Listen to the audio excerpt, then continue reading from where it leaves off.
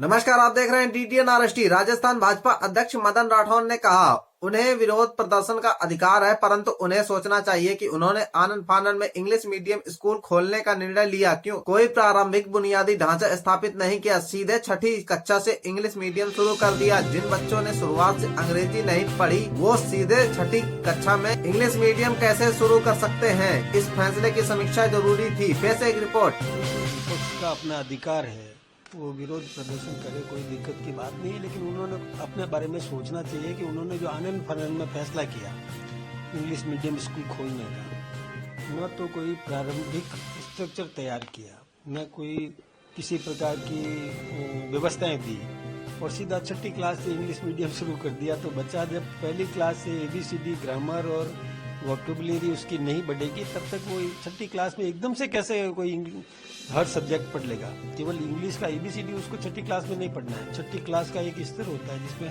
विभिन्न विषय होते हैं, हिस्ट्री होती है, साइंस होती है, और भी मतलब मैथ्स होती है।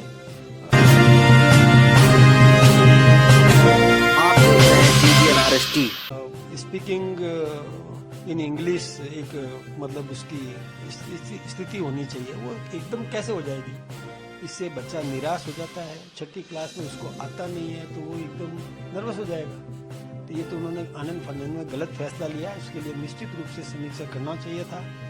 प्रारंभिक शुरू करते पहली क्लास से, एक बात तो पहली क्लास से वो शुरू करते तो बच्चा तैयार हो जाता।